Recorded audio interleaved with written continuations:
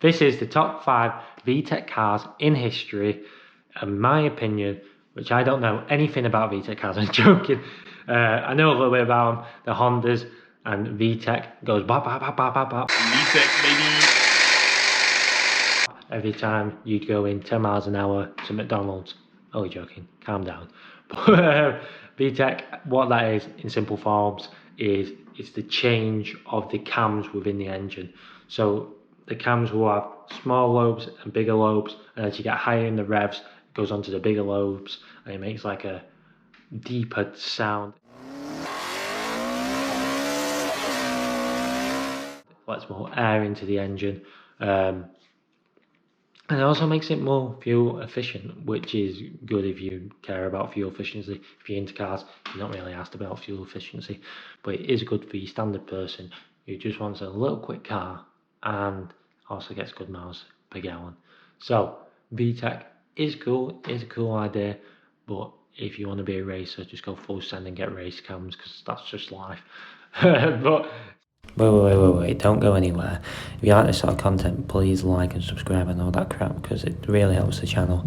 And if you stay to the end of the video, I've got a couple of videos which I think you'll enjoy. Yeah, so like, subscribe and all that rubbish. Thank you, bye. Starting off, I'm going to have an honourable mention before I get into the top 5, which is the Honda Del Sol.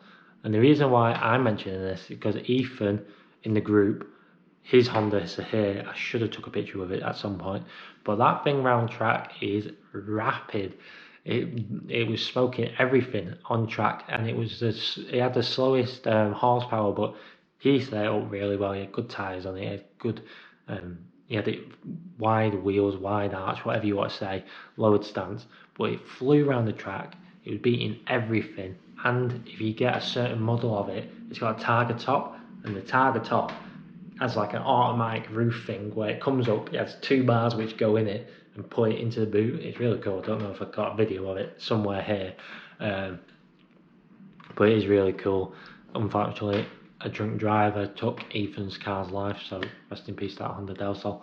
But that's just the honourable mention. 5th place, which is the most reliable engine out of all these cars, it is the K20, and that's the Honda Civic Type R, but after 2000 period. And these engines are bulletproof. They're like 225 brake, 200 brake, depending on which model you get. And these engines are thrown into everything. I've seen them in classic minis, new minis, anything which you want fast and reliable, basically. But the quick cars, front wheel drive, depending on which one you got. If you got the older Honda Civic Type R, the early 2000 one, you got the weird ugly gear stick thing. They're quite bubbly cars as well, so not the best looking, but they are quick cars and reliable, so you do get the best of both worlds. But going on from that is the older Honda Civic. This is the Honda Civic with the B16 engine, or 16B, whatever it is. And that's the Honda Civic for the 1990s. And this is the cool one which you saw on Fast and Furious. You might see it maybe a bit more in America. Don't see it that much over here in the UK. I don't know, it's got more of an angle, they are cool, but still is a hatchback, and you still have VTEC, and it's a 1.6 in that engine, well, in that car. So you get a little bit better fuel economy, but it's not as powerful as the Honda Civic Type R from the 2000s.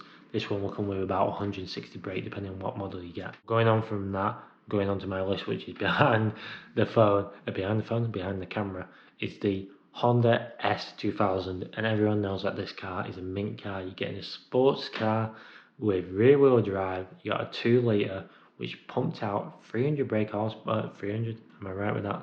No, 250, sorry, but 250 from a 2 litre with no turbo is absolutely ridiculous.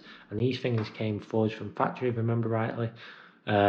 Easily turbocharged or supercharged, which one you want to do. You have them in the soft top, so you can take the soft top down in the summer.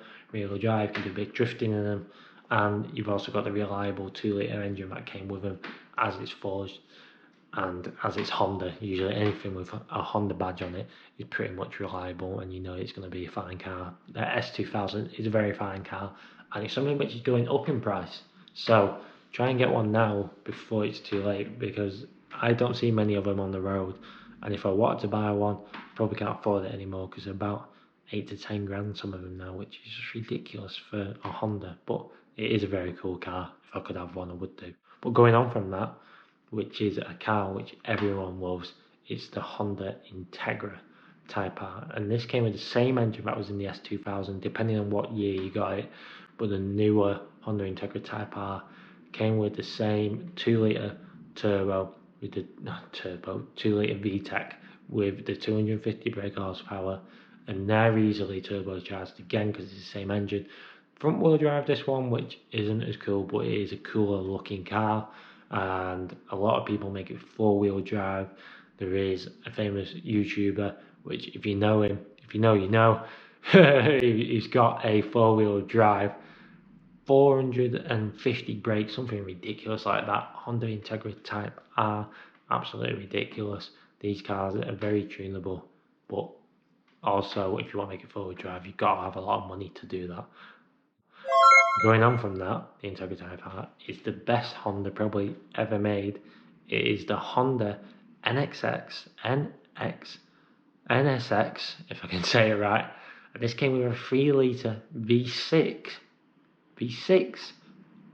with VTEC in it. I didn't even know they did a 3-litre with VTEC. I knew the Honda NSX was a very good car, but I didn't realise it had VTEC in it, which is crazy.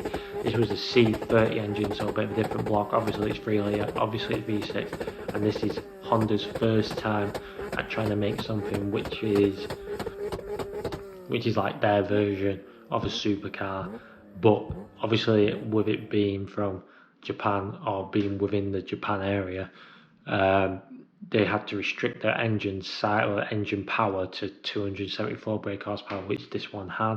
But then again, easily tunable to higher amounts if you wanted to. Didn't come with a turbo or anything, so you have to work around that.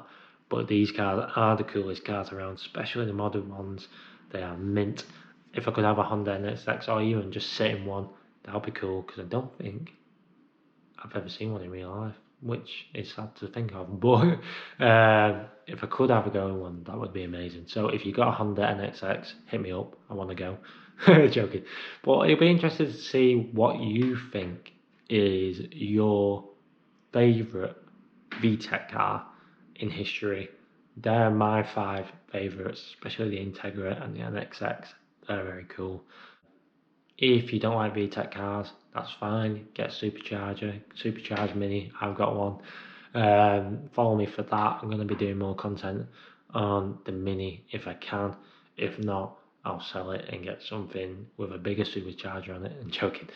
Here's the 2 videos I think you'll enjoy. So we got the top 5 cheapest, fastest cars under 4 grand, and also a review on a Honda FN. So yeah, enjoy them. Comment what you thought was the best Honda or VTEC car around. If you could like and subscribe and support the channel, that would be great. Always, I will always appreciate it. So yeah, more content like this coming soon, and I'll catch you in the next one.